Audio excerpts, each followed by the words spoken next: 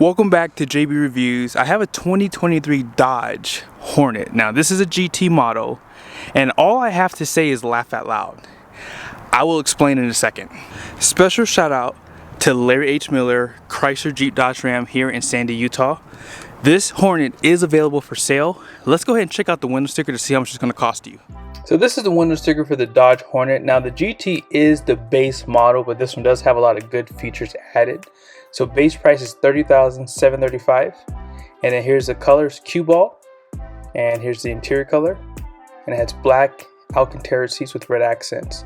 Be sure to pause it for some of the standard equipment that continues down below, and then up top here.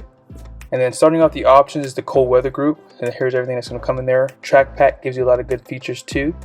Destination comes in at $1595 with a total price of $35,820. And then here's some of the Philly County numbers too. So the Dodge Hornet is just under $36,000. This is the key. It looks pretty familiar because this is a Dodge key they've been using for probably like 15 years. Now, let's just go ahead and say it out loud. This is not that big of a crossover. It's not that big, and I think a lot of people will like that. I like the overall design, and first impressions are pretty good. Now the reason why I said laugh out loud about this is because I was not expecting this thing to be any good, because that's something that I've always kind of learned from Dodge. Whenever they unveil something that's not a muscle car, it's never exciting, and that is far from the truth for the Hornet. For example, they added heat extractors for the turbocharged Hurricane engine under the hood, which we'll go over in a second. On top of that, full LED headlights. In the center, lots of air going through to the intercooler and the radiator. You guys can see in the center, you have that Dodge logo. And even though the vents on the side are not functional, they give it a really nice design. Now this bumper kind of has like a lip spoiler too, and on the side it breaks off into some black plastic, and surprisingly it does look nice. And then they give it like a plastic fender flare, 20-inch wheels wrapped in. Are you ready for this? Laugh out loud. Michelin tires. Now these look kind of sticky, don't they? They look sticky, and that's because they're Pilot Sports. Now they're the all-season ones, but great tire. Cannot wait to drive this thing. 235 40/20, and here's the Hornet badge. Painted mirrors with a turn signal. Smart key system with painted door handles. You can lock it by pushing the button. You can unlock it by sliding your hand. And a little bit of plastic down below. But like I said, this thing has a really nice design to it. Out back, there's a lot of plastic down below, some parking sensors, full LED taillights. You know what it looks like to me now in the back? A Porsche. That's what it looks like. It looks like the Porsche Cayenne or Macan, one of the two. And I'm gonna show you guys the taillights here, illuminated. So like even like in the center there, you see that Dodge logo again. GT badge with the Hornet. Backup cameras down below. Now there's two buttons down here. There's one to lock the doors. There's also one to pop the rear hatch. You can see right there. LED lights for your license plate.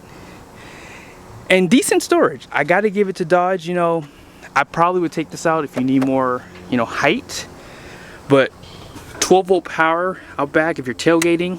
And all this is finished in a fabric material, which is good because when it's all in hard plastic, over time this looks nasty because it all gets scratched up. Down below, deep storage. Don't really like this little guy though. It's a little cumbersome.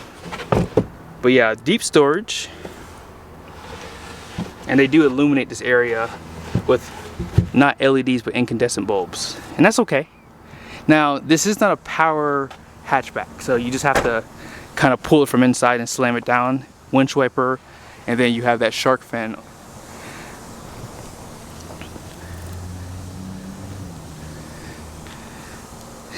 One thing I like too is the fuel tank is on this side.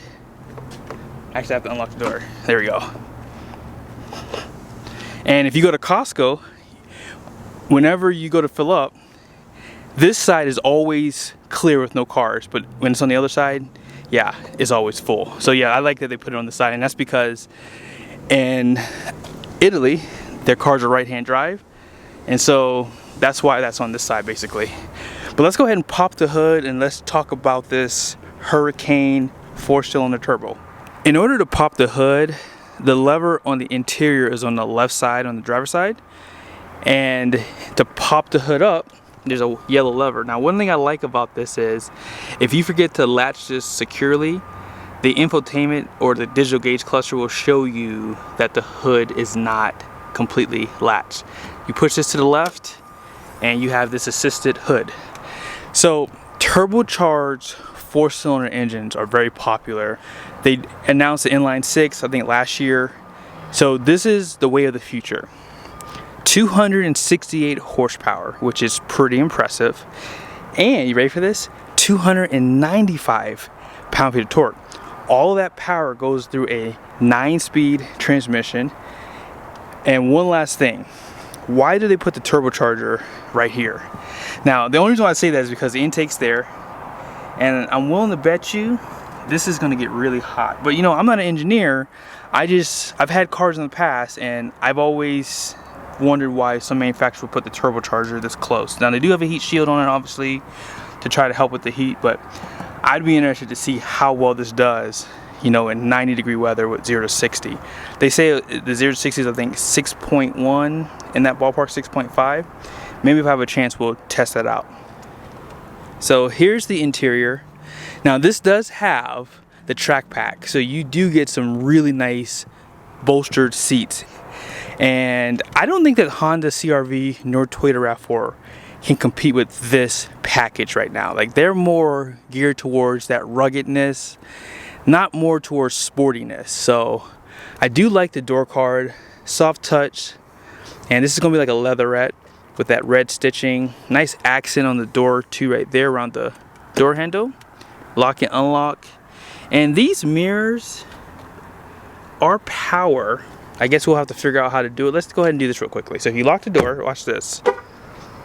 It only does it on the driver's side. I thought that was pretty interesting. Leave it to Dodge to cheap out and do something like that. But nevertheless, this is kind of tall right here. So you will have to step out pretty hard. So what I mean by that is when you step out, you know, this is a pretty big hump.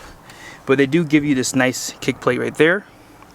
And let's go ahead and start it. So start button is right down below, and then you have your auto stop start. So when I start it up,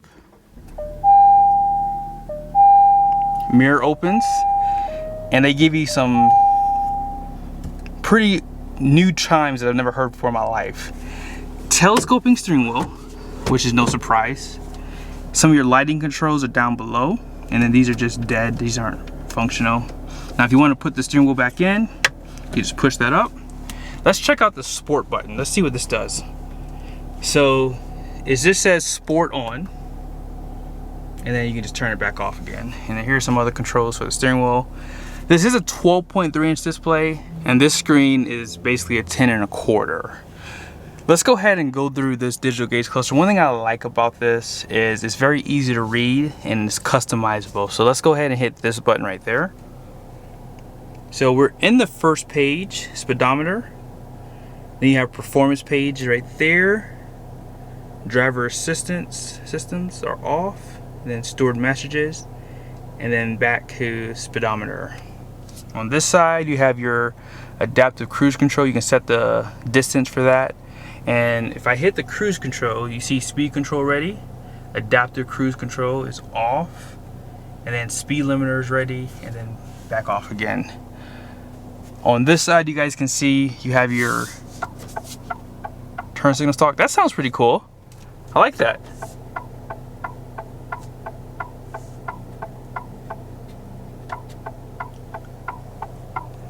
Sounds pretty cool. I like that. And you can turn off your lane assistance here. So turn off, lane sense disabled, and then you can turn it back on again.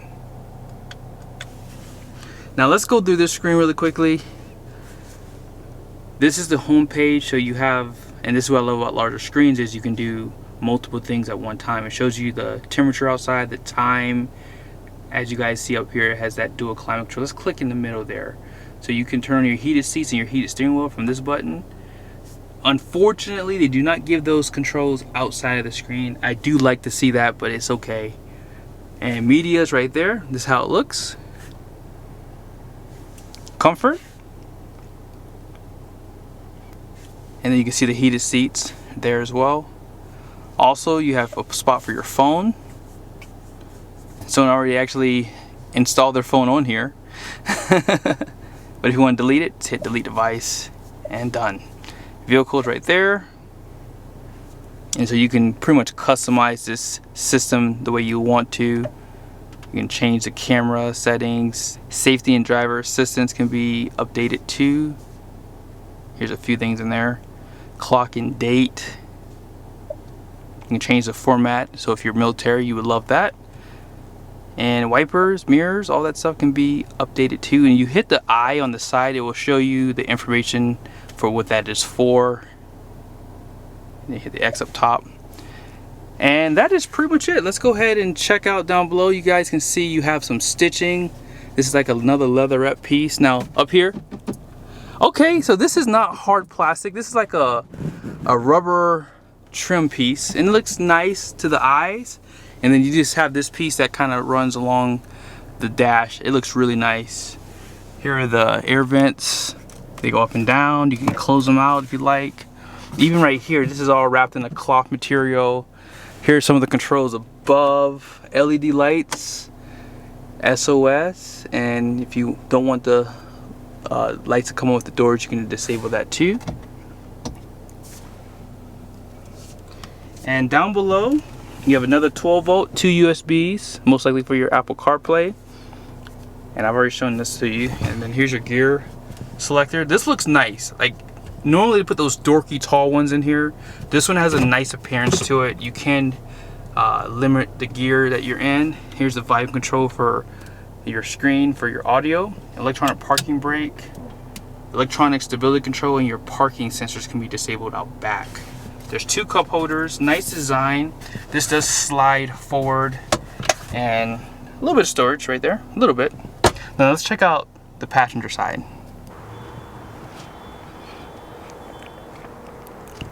Now here's your glove box. It's pretty big. And I don't know if I mentioned, maybe I already did, but the seats are amazing. Bolstering, huge bolstering on the top part too. And here's some of your controls. So the seat does go up and down. And of course you can control the back support too. I'm really impressed with the Hornet. Like, seriously, this is not a bad, you know, small SUV for someone. And I think that for the most part, it's pretty roomy up front. But when you step in the rear, let's check it out and see what happens. Oh, that's hard plastic, which is no surprise. But this is all soft touch. Seats still have the great design, and seat back pockets. Love the Alcantara all the way around the seat too. Air vents. 2 more USBs for your friends. There's a bug on me just now. This is pretty small though. I gotta admit to you guys, this is pretty small. Now if you need to run something long through here, you can actually drop this down to do that. And then there's a spot here for your phone. And these seats, they do drop down by pulling this lever. And that way you can carry some stuff with you. But these seats do not recline, unfortunately. Now these numbers might be important to some people. So here are the axle ratings, 2690. The rear is 2381. And gross fuel weight rating is 4960. So unfortunately, if you own a business, this won't work for you.